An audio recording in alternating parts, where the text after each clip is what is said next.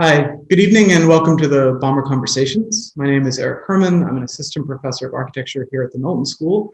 And I'm very thrilled to be serving as the respondent for tonight's conversation with Vivian Lee and James Macgillivray of LAMAS, an architectural practice based in Toronto. In addition to their work with LAMAS, James and Vivian are also both on the Faculty of Architecture at the University of Toronto. So this year, the Knowlton's Baumer Lecture Series has been reimagined as the Baumer Conversations, a series of exchanges between Knowlton faculty and guests from across the fields that make up the Knowlton School. The series creates a space for collegial and critical dialogue, emphasizing the imperatives for conversation, currency, and diversity of both topics and speakers. And so I was really eager to bring Vivian and James into the series, as their work is, as they describe it, quote, equally invested in pragmatic and discursive research. Our guests have suggested tonight's talk should have the tone of a fireside chat, and we're hoping to cover topics ranging from design with machine learning to the financial models of small practices. So just a few things in an hour. In a moment, I'll turn things over to James and Vivian, who will give a presentation sharing some of their latest work and their latest thoughts. And after their presentation, we'll have some time for a few questions from me. I'll be then joined by Associate Professor Karen Lewis for questions from our live audience. And I encourage everyone to participate. Questions and comments for our speakers can be left on YouTube. All you have to do is sign in. So let's get to it. James and Vivian, thank you so much for joining us, and welcome to the Baumer Conversations. Hi everyone. Hi, Eric. First of all, I'm James. I'm Vivian. And this is Vivian. First, we'd like to thank the Baumer Conversations for having us, but also the Knowlton School of Architecture and the faculty. And thank you, Eric, for inviting us. We're very excited to share some new stuff with everybody in a conversational format. The title of our lecture is In Medias Res. I have to cue, but also I want to thank Karen for moderating. Karen's an old classmate. It's nice to see a familiar face. Okay, so we actually have to cue our slides now, or we're telling you that that's about I'm going to bring up the share screen.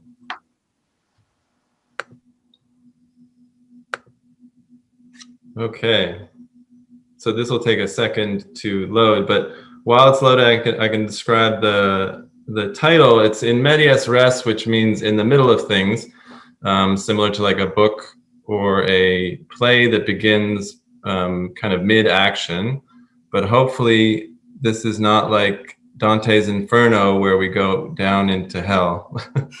Hopefully this is like we're going on an upward trajectory. And the reason it is called that is because we've been practicing for about 10 years now. So this is not the middle of our career, but it's definitely not the beginning. We wanted to share with you some of the thoughts that we've had about this kind of midstream thing. So this is our office, and that is that's me and Vivian, our employees, but also the most important employee, Pencil.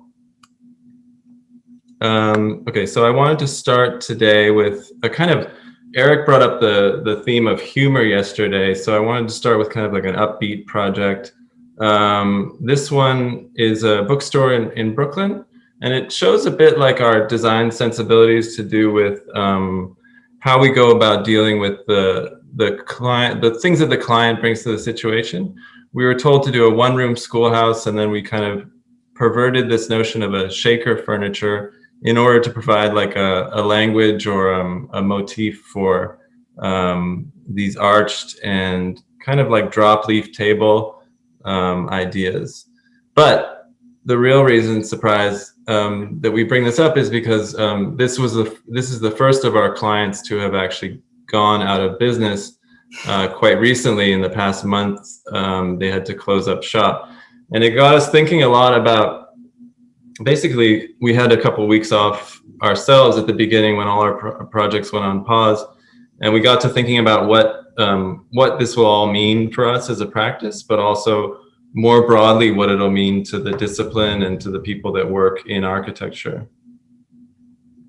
You say that it's the first of our clients to go out of business, it's not to say that we want all of our clients to go out of business. No, yeah. No, but that has to be some kind of watershed moment. Yeah, and so it's actually, that bookstore is very dear to us because it's a dream of my childhood friend who wanted to own a children's bookstore. So it's sad that that happened. And as we were talking just recently, you know, we talked about how the average lifespan of small firms is actually extremely short-lived and ephemeral, and that's the same for the design practice. So just to kind of read from one of the papers that Peggy Deemer co-authored, that 30% of small firms fail in their first year, 50% fail within the first 5 years, and 70% fail within the first 10 years. So we're exactly at that 10-year mark, and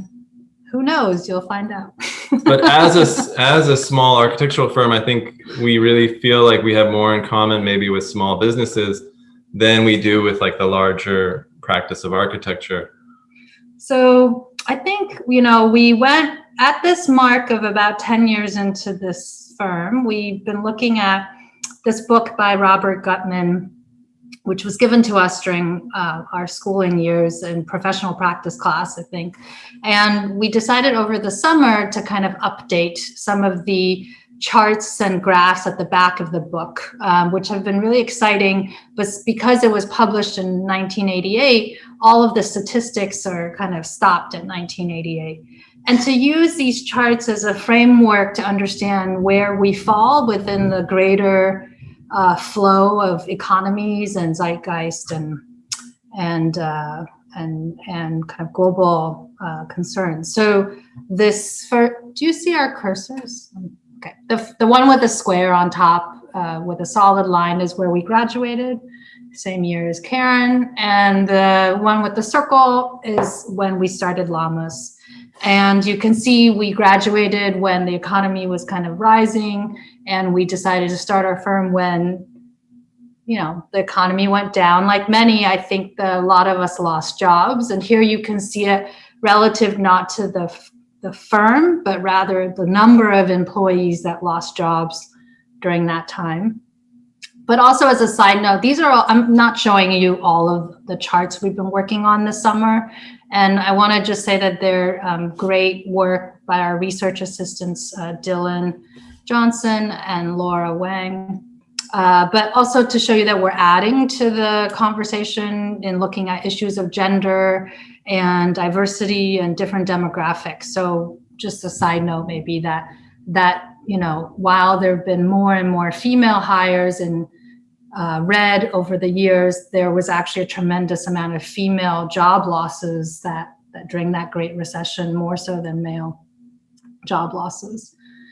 This chart, bear with me here, because James said that we were funny, but we're looking at charts. This is the dry part. I'll try to make my points concise. Essentially, there's four kind of big things I wanted to say here. So the Gutman charts were kind of, you know, up to the 1997. And one kind of interesting thing is that if you know the pinkish to the dark pink, that category was, you know, 20 to 40 is the pink number of people working in the architecture firm. Dark pink is 50 and above.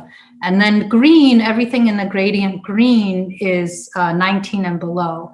So you can see that there's kind of an equal number of 20 and above firms and an equal number of 20 and below firms in prior years. And all of a sudden there's a huge jump where, you know, the number of firms 20 and above, and that dark blue is 500 plus employees over. That's income. In terms of income. That huge jump represents a huge number of, you know, the coarsening of the grain. So essentially, it's become more and more that these big firms are taking the number of receipts or the number of projects, and that small firms get a much smaller share. And I maybe want to note that, you know, I have my hat as a practitioner, but I also have my hat as educator and an administrator at that. And so in looking at these charts, it's important to me to know that the majority of our students is also going out into the world and not necessarily practicing in a model of practice like ours, where there's 6 employees or 2 partners and 4 employees, but much bigger corporate firms. And in the same light, this is actually just about Canada right now, but we're collecting information for both North America and Canada. You know, the pink is where actually I started teaching, which is not coincidence that we founded our firm a year after we taught. But you can see that the yellow is a diminishing amount of institutional work and educational projects and healthcare projects, and that this green is an increase in retail, restaurants, commercial work. This is not something that we really teach in school. And housing also is going up. Whereas the dark blue, which is what the majority of our bread and butter, LAMAS's bread and butter is, which is single family homes, is actually a diminished client. So, you know, I think these things are important for us to understand and plot how we fall in the greater spectrum of this profession, and specifically this type of a practice, which is incredibly small and boutique. Yeah, I mean, basically when I said that we sympathize or empathize more with small businesses, it's because we really do exist as like a grassroots economic situation. Like all our projects are kind of client-based and client-driven. We don't really have the inertia to be able to make our own large conceptual decisions as a large corporation would. So with that said, I think I'm going to show you some projects that are kind of diverse because they fit into a client paradigm. So when we do work in Toronto, a lot of the work we do is with these townhouses. So this is one that we've done recently, and it is kind of most of it is kind of dictated, or the parameters are basically the client's desires for how they're going to live. And we really respect, first and foremost, we respect what, you know, their desires, and because they're dealing with their own, the budget is basically, it's not a budget that is flexible. It's something that really it's their nest egg.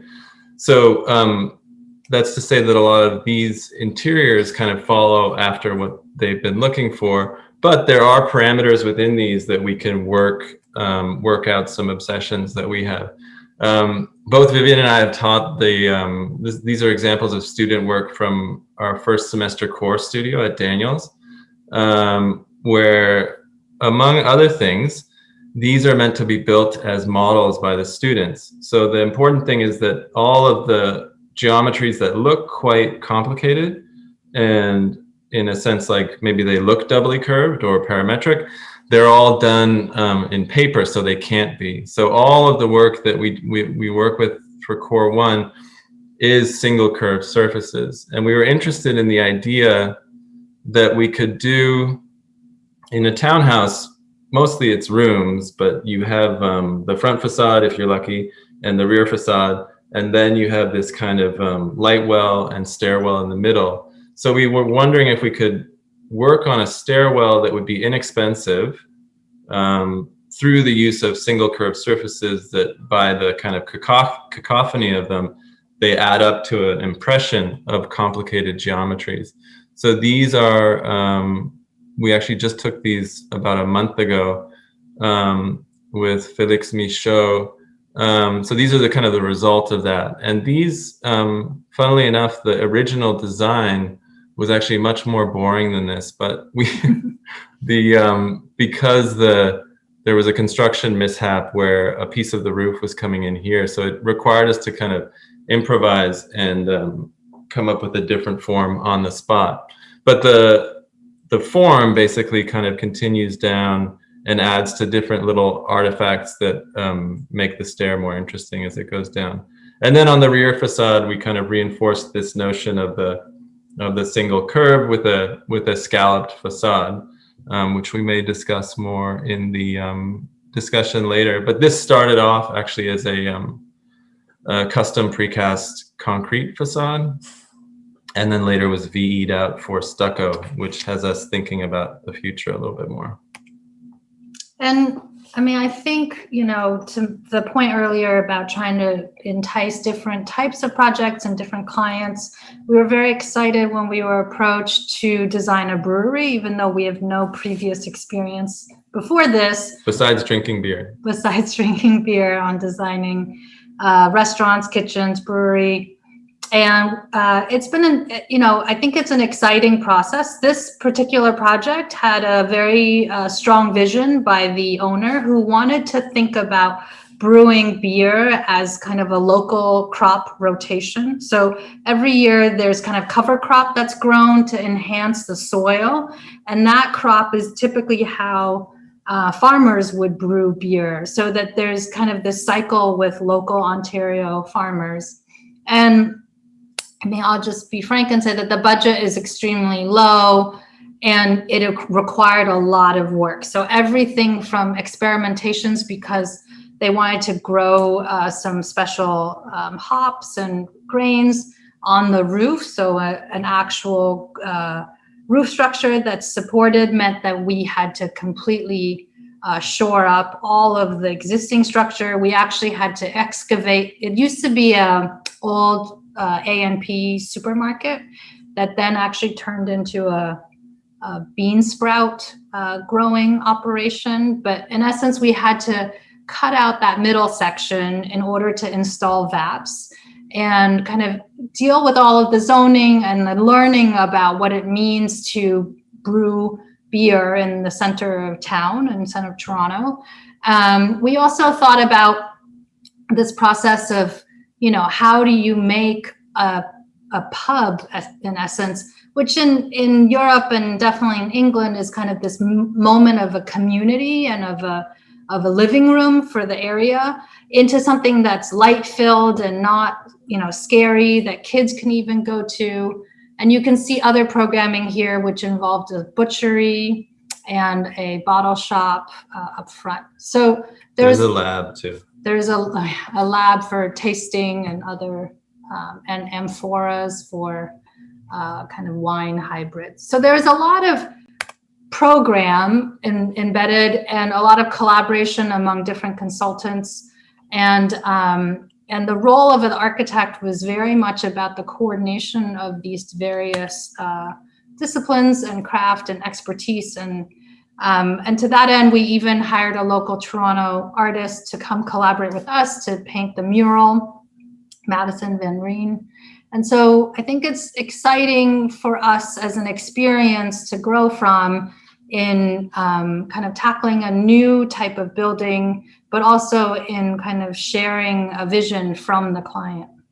Yeah, it used to be like when we self-perform installations and things like that, we'd be working with grasses and marbling and hydrographics and things like that, things that are unpredictable. This project was nice because it was, I mean, as we get further and further into practice, we no longer have the ability to self-perform. So the unpredictable aspect comes in the team. It comes in contributions from people like Madison, or from, like, you know, things that we have no dominion over, such as the technological aspect of the tanks. And again, it always ties back to teaching. For a number of years, we taught a studio called Optical Architecture. And this is a experiment in James's studio by student Anthony Giuliotta. And, you know, thinking about how two-way mirrors can kind of change and shape space within that optical thinness. And so playing that out in some of the bathrooms, for example, where we installed canted mirrors on just so kind of uncanny and subtle, slightly canted mirrors in a very functional nothing space. But when you're in there, you think that the space is rotating, that there's kind of this arc to the. So just like in the previous project, there's like that experiment at the end where we're using stucco to make three-dimensional forms. Every project has little things where you can actually, it's almost like doing research for the future. So even though there were other aspects that got beat out of this project, we were able to, there's always an ability to do something at some scale.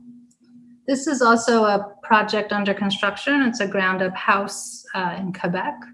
And the goal here is that it's actually an existing vineyard that's quite beautiful. And to think about these landscape elements like a rock retaining wall as something that the house can kind of just clip onto and kind of be unassuming, you know, due to kind of the grandeur of the larger landscape. And so it's a very long house. It encapsulates the whole view of the lake. So it literally orients itself in such a way, you know, against the wall, but you'll see later after this GIF. It's a long GIF even. It's a long GIF because it's a long building. That this long building clips onto the wall. Here it ends. And so here's that wall, but the building itself is not oriented, or the rooms itself, they're not oriented 90 degrees to the wall. They in fact rotate towards the view. And what you get from that is a geometry, and you can see it here a little bit, where everything is a 10 degree elevational change. You know, so on the one side, a room will go up this way. On the other side, the room will go. It's like simple descriptive geometry with one move, but that one move makes everything kind of special as you kind of re-enter each geometry from these dividing fins. So there's kind of here it is in construction, and that's the view. So you kind of see this kind of geometry at play, a trapezoidal trapezoidal pitched roof figure every time you enter a new space. And then the oblique nature of the intersection of that with the roof is what provides for that event of the facade moment, where there's a kind of parallelogram, canted parallelogram on the facade, which is like an obsession we've had for a long time about connecting an elevation to the interior of the building and how to do it in a way that's not top down, or, you know, it's kind of natural to the building itself. Mm-hmm. You can see the rock is going in. Right. So, you know, trying to be playful about what this rock wall can, sorry, I have a dog resting on my lap. Playful about the views that you find throughout, whether it's from the roof terrace or through the kind of different fins and through an internal courtyard. And hopefully we'll have finished photos of this soon to share with everyone. But as Erik mentioned, we're trying to show most recent projects. Yeah, these are new stuff. Okay, so now we're almost at this is almost like the second to last project. So we're almost at the end. But this is a fun one. And we have been doing it for a while. I think we've been doing Delirious Facade for about 3 years. But we do have new stuff to show you that's more recent. So Delirious Facade is basically face swap. I'm going to make it simpler for this presentation to keep it short. It's face swap for buildings, let's say. So just like me and Vivian, I don't have to explain this image. I don't have to explain it. I just think I need to get off it faster than usual. And this is a Toronto. I think every city has this facadism stuff going on, but Toronto like really has it. Because we're a new city, we've got all these new condos. We also have kind of an inferiority complex because we're Canadian, but we also have this like identity complex because of all the new development. And there's only so much old stuff because it's a young city. It's, you know, from the 1800s. So there's this collage thing happening in Toronto, and we thought, why don't we use the Google Deep Dream algorithm, which a lot of people have used for other things like turning trees into buildings, but we're going to use it to turn buildings into each other. So here's an example, and maybe Karen can guess. No, I'm not going to make Karen guess, but this is, you can all guess in your heads what the hybrid is here, but this is, and now I'm going to tell you. One parent is very strong. The other one is not. Okay, it's Seaver Hall by H.H. Richardson mixed with Frank Gehry's Bilbao. And then we've been teaching this in various visiting studios. This one I think this one's from University of Michigan, but also from Syracuse. Michigan on the left, Syracuse on the right. But now we're actually trying to develop it as a projective project for development in Toronto. So Toronto, this is the Bay and Gable type. It's a very common Toronto type, and then we're trying to mix it with some of the earlier Toronto condos in order to get a kind of a facade that increases the opacity of the exterior envelope, but does so in a way that also increases interest and kind of gives a face to the street. I thought the video was going to play. So. And then, oh no, I'll do the video next. But this is another one. So you might be thinking, what's all that gobbledygook? This is it's a very famous kind of Toronto landmark that was recently demolished, for better or worse. And this is actually a three-way hybrid that we were able to do of this beautiful condo from the 1980s with these two other elements. And then we also looked at, these aren't just kind of like one instant of the computer thinking through these hybrids, but it's actually we were able to make these videos using the different parameters. So you can actually see, what I like about these is you can kind of see AI is something programmed by humans, but it also has its own weird kind of fetishes and ideas of what it's looking for and how it looks best and how it can kind of see things best. And I think that thought process, that visual thinking, the rhythmicity of it is brought out pretty well when you kind of make these animations of different iterations. So, and a lot of that is to say that this is a research project, but there is an idea that we want, that kind of like the work that we want to make a representation of it in order that eventually, if the opportunity presents itself, the idea is that we would somehow be able to make a low-rise kind of missing middle housing project in Toronto using these techniques. Like you're projective about the clients that we hope to get, whereas up until now with the brewery and these other projects, we're more passive, I think.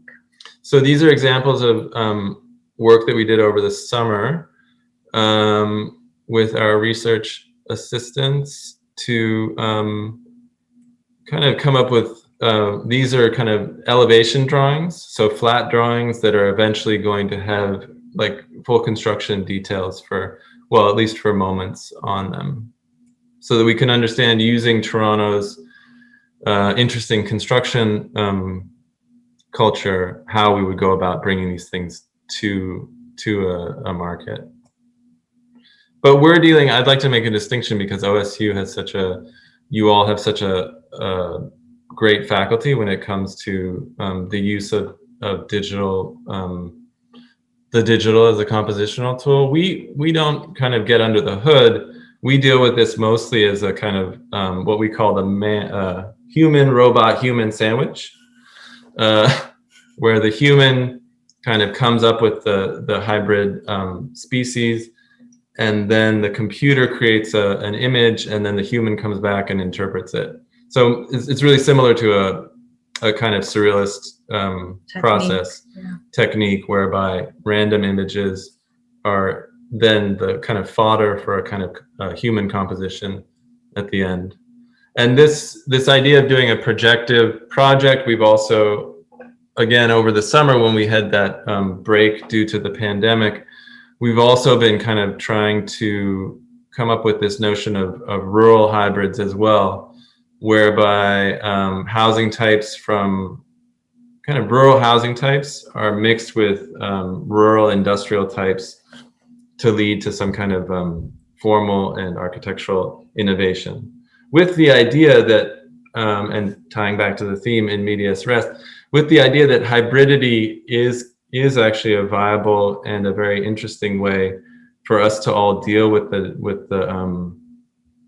the condition of heterochrony, whereby, it's not so much that we're modern or postmodern, so modern being linear progression towards some kind of pure great state, or postmodern, where we're constantly looping the past, but that all times are kind of present at all times. So, and you see that especially in Toronto, where everything seems to be happening all at once. And I think that's the end of kind of the themes that we wanted to introduce, but and I think we're right on time. Something like that. Yeah. So Erik, should I stop sharing? Yeah, that'd be great. Okay. You don't want to look at the dog? I mean, I love looking at what's Pencil. No, it's okay. Okay. So we'll we're gonna switch over now, but while that's working, I want to remind everyone that they can leave questions for James and Vivian on YouTube, and we'd love to bring everyone into this conversation. Just your mouth. Oh, just James's mouth, just my head. Yeah, there are finer aspects of those projects that we can draw out, especially Delirious Facade. It is more complicated than I gave it credit for. Yeah. No, I think I might have you guys elaborate on that. Just give us 1 second. It looks like we're having a technical hang up. Well, we're waiting on a few things. This is Karen Lewis.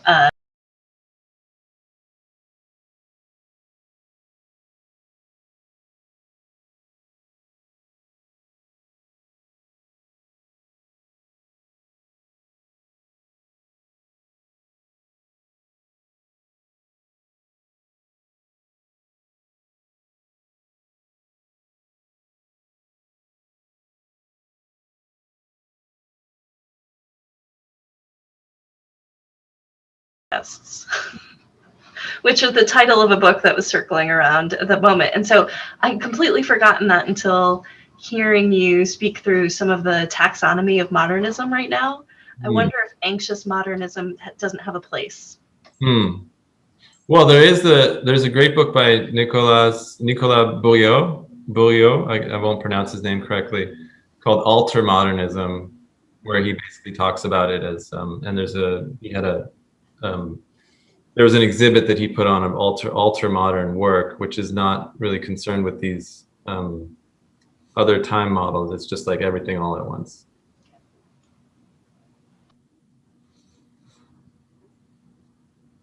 So I think we're here now. For jumping in there. So I think actually this notion of everything all at once is kind of where I wanted to start the conversation a little bit. And maybe it's just like cutting right to the central issue first, and then we'll kind of take it from there. But something that we talked about a lot is that it's interesting how you guys talk about either in the academic setting or in the professional setting, you're always working with notions of like improvisation, working against limits, trying to find constraints and a little bit of spontaneity. And I think you described really deftly how you allow these things to drive the work, but then there comes a question of like how things begin to add up. And so I'm curious about your attitude about the practice's kind of body of work. And do you feel like, do you come through in an approach? Do you come through in an attitude? What is the way in which, especially you mentioned in media res, like especially at this moment, right, where the practice like starting to have a history. I'm just really curious how you guys situate that and how you think that might guide the next session, the next 10 years. I mean, I think the very practical answer, an honest answer as one way in, is that there's always maybe I think we only have like 4 or 5 ideas. So I don't know if we have like a big project, but we certainly have a limited few obsessions, I guess. And so they swim around, and as we get client-based projects, we kind of shop it against these 4 or 5, things that kind of float around the office, I feel like. And so it's not maybe as clean as a practice that really is very clean and clear. There's like kind of parameters and Venn diagrams between them. But I think it's worked well so far when you've had to pivot, or when we've had to pivot from one thing to the other with their own very strict parameters. And my hope is that as, it's a longer term like you can only read a pattern once you've collected enough samples. Like that they're for some people. For some people, and I don't know if we can kind of understand even better ourselves as we collect or as we review the work that we've produced over time. Yeah, I mean, we've never, only recently, I was very proud a couple months ago when we turned down a project for the first time in our, it must have been 6 months ago before we would have not turned it down. But we've always taken every kind of project that came our way, knowing that a lot of the time there wouldn't be necessarily something to come out of it, but it's really just being able to do, constructing buildings is, you need to learn, or at least I feel that we needed to learn how to do that. And so I think you're right, Vivian, that eventually there is I know that there's a project in there somewhere, but so far it's really more of a sensibility and a lifestyle thing. So like every day, all day is LAMAS work. So it kind of percolates through everything, through teaching and through research, but back and forth. Yeah, I mean, I would say that, you know, back to the kind of thinking about firms at large and how they run.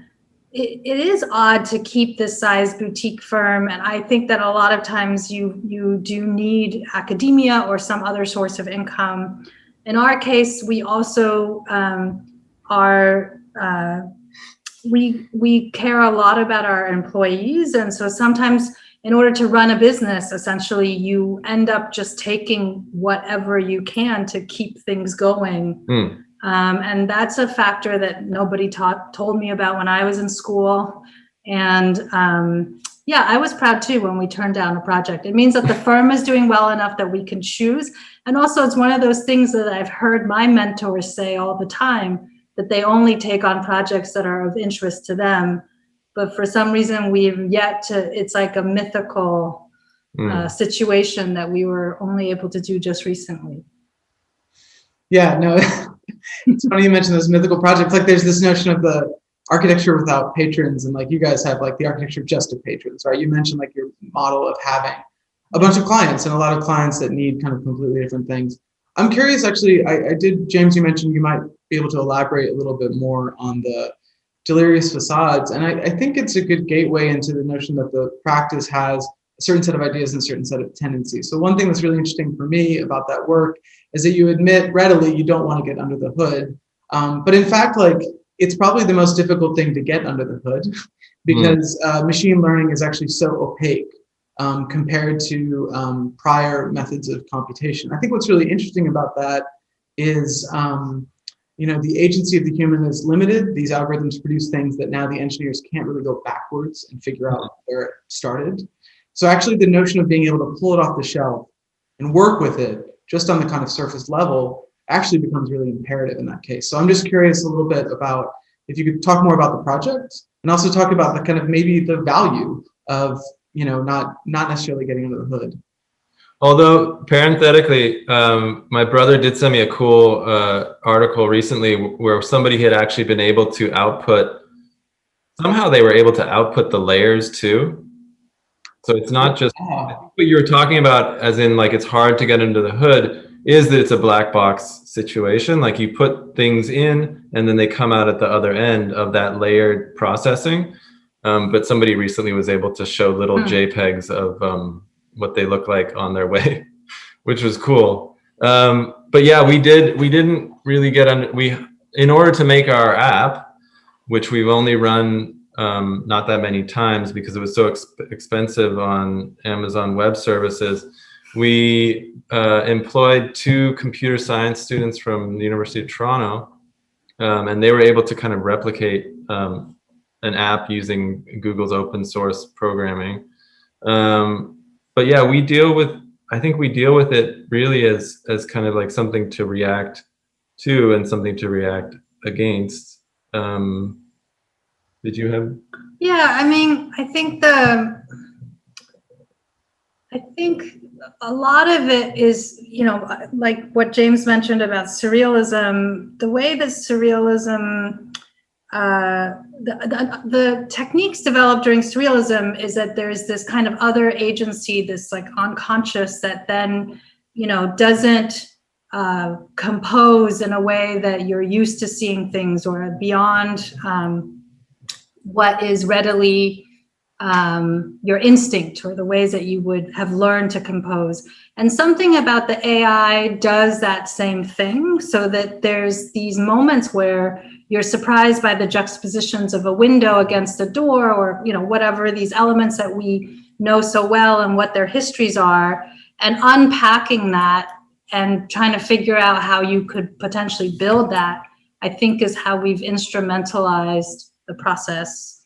More than trying to convince it to go one way or the other. It's the kind of human robot human sandwich where you're being selective at the end, essentially. Selective in the beginning, what you're feeding in, and then selective at the end of like what you choose to tease out. That might be interesting, not just as an image, but right now we're working on it that's interesting as a detail, or as interesting as like how you resolve something like that physically. So that gives it another set of constraints. So Vivian reminded me of what I wanted to say also, was that composition, like that word composition came up.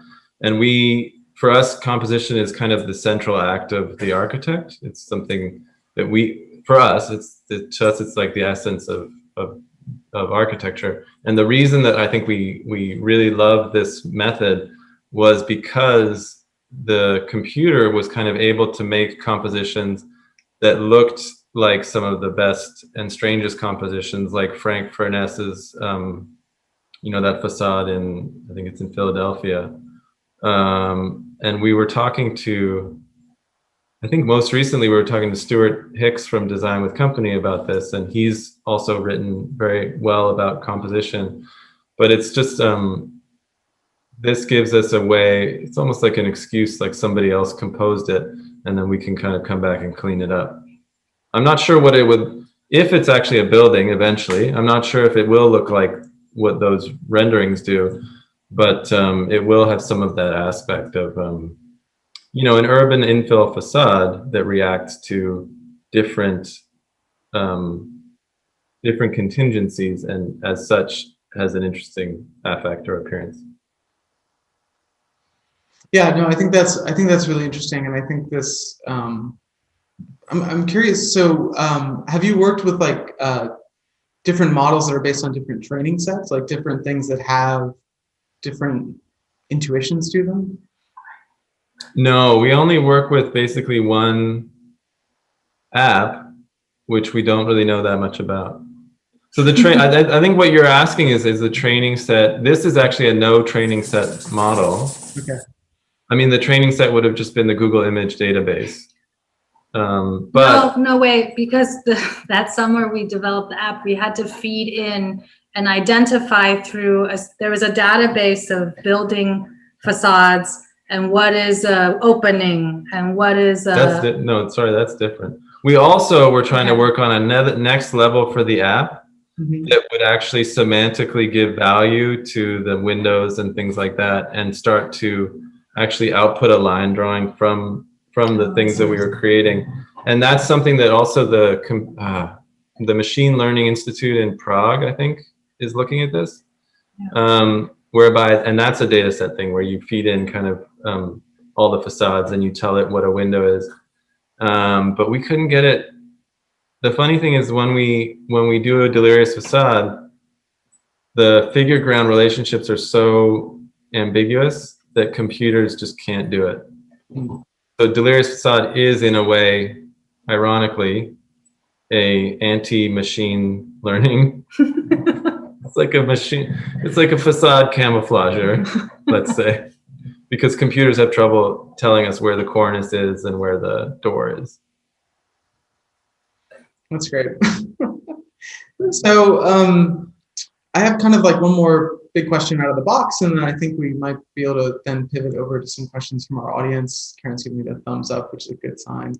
So one thing I want to ask is that you guys did a great job in the presentation talking about this kind of tactical back and forth between practice and academia. And I just wanted to ask a little bit about how you consider questions of audience when you work, and like who your audience is for the different types of work you produce, or is it, do you imagine it as monolithic? I'm just curious how you think about framing the question of audience. Do you frame it in the same way that you frame these two very different types of work, the contrast between the projected projects and the practical projects, for example?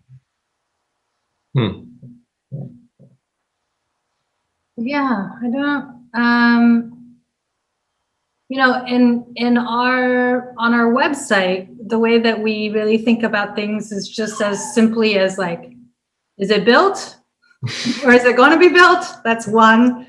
If it's not built, it's another. And if it's just writing, sorry, I'll get her in a second. If it's just writing, then it's a third. And this is to say that feels also simultaneously mutable, like especially between the unbuilt and built. Yeah. The audience, I mean, like, I think that there's, it's funny when you asked that question, the first thought that came to my mind was like grants. Like when you write a grant, that's like a very different audience than certainly for a developer potentially, or a paying client, or even just as you're teaching it, like as a lecture. And so there's so many audiences, and you are in the same position too, Erik. When we're in these roles and we're developing these projects, they do have very different representational products that kind of do different tasks. The interesting bit about what we put together today is that because it has all been relatively recent and pretty much fast-tracked, it's been, I don't know if you noted, mostly photos or construction drawings. And so they're not really typically for this audience. And I like the idea that that we open up the transparency of what is being produced, how it's being shown, and what it looks like. And that is a messier territory in a faster paced world of imagery too. Yeah, I mean, I think with audience, there's obviously the client is an audience, so we make presentation materials to show them. And there's a whole level of rhetoric and persuasion that goes into that. Over time that gets kind of, hopefully it gets better and better at kind of conveying and representing what you want with a client. But then at the end, there's also like the audience that because they're all fictional, right? There's no way for us to know what the audience thinks, but there's the idea that you would make something for different platforms, like you would make something for Instagram, or you would make something for ArcDaily. To my mind, those are two very different things. And I think we try to there's some platforms that we try to not have that be an audience. Even though that we support those things and like them, like the zine and ArcDaily, that's much less in our audience than maybe in certain weird Instagram accounts would be.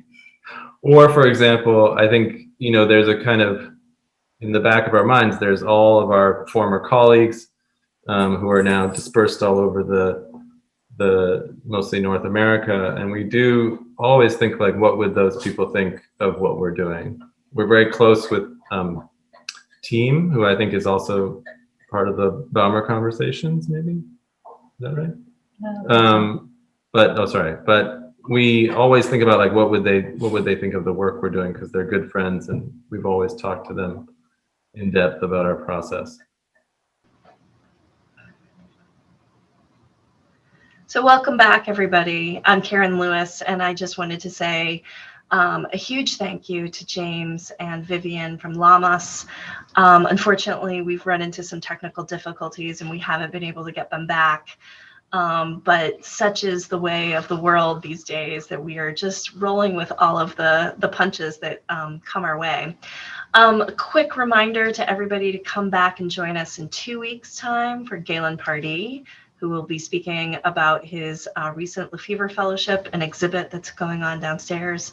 But James, Vivian, if you are watching this from YouTube and you're able to take all of this in, we really couldn't thank you enough for your time and your attention and your humor and all of the excellent work that you had shared with all of us. There's a beautiful quality of the projects that you are cultivating. There's a serenity that I think comes from a sort of geometric control. And I just want to thank you all so much for joining us and for sharing your work. So good night, everybody. Thank you so much. And in classic Karen Lewis Fendoff, Knowlton, good night and good luck.